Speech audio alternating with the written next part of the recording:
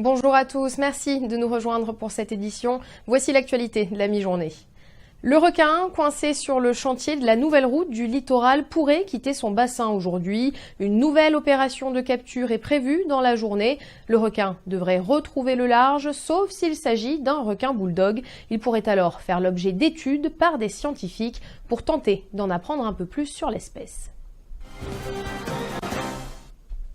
Le président des régions de France est à La Réunion pour 3 jours. Ce matin, Hervé Morin rencontrait des chefs d'entreprise réunionnais. Plusieurs réunions de travail sont prévues tout au long de son séjour pour mieux aborder les spécificités de notre région. Samuel Irlepen. Je suis en train de découvrir, à travers nos 2 premières réunions de travail, qu'il y a dans ce territoire, comme partout en France, des innovations, de l'intelligence au service de problématiques particulières. Et on sait bien que l'État, qui est empêtré dans ses règles nationales, dans son interministériel, dans le poids du budget, dans les inspecteurs des finances qui vous expliquent comment il faut faire les choses, on sait bien qu'au bout du compte, c'est de la lenteur, alors qu'on a besoin de réactivité. C'est des procédures infernales, toujours empreintes, parce que la loi est ainsi faite, de l'obligation de l'égalité et de l'uniformité, quand au contraire on a besoin de différenciation.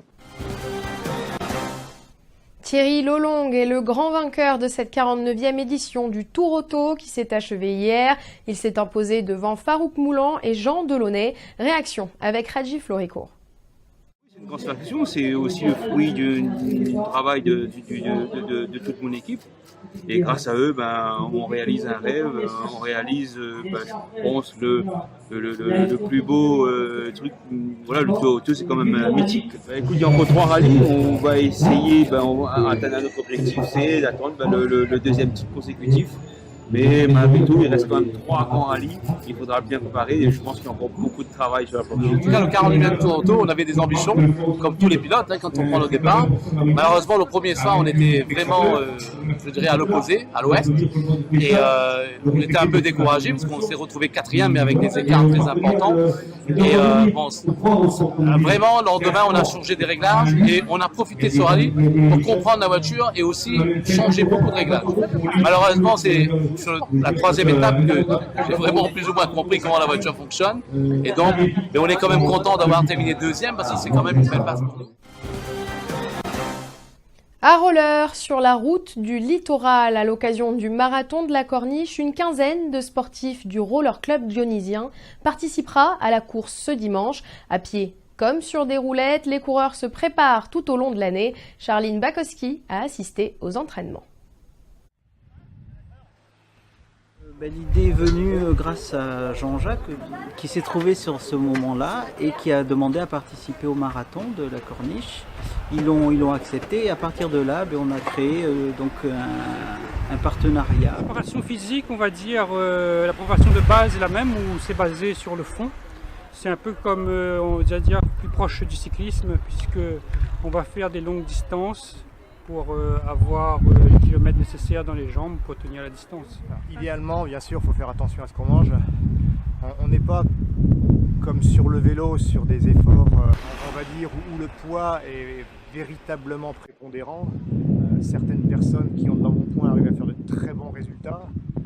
Après, sur le marathon, ça peut être un handicap. Il faut que la route du littoral soit libérée de tout participant à 8 heures.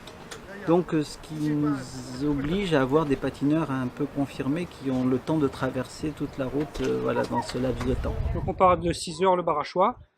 Le petit inconvénient c'est qu'il fera nuit comme c'est l'hiver, donc on va prévoir nos lampes torches un peu comme le Grand Raid.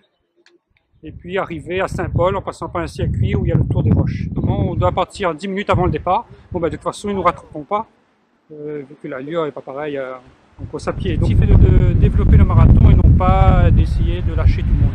Donc là c'est plus dans l'esprit de groupe, on va dire plus une randonnée longue distance, on va partir dans cet esprit-là où que tout le monde arrive ensemble.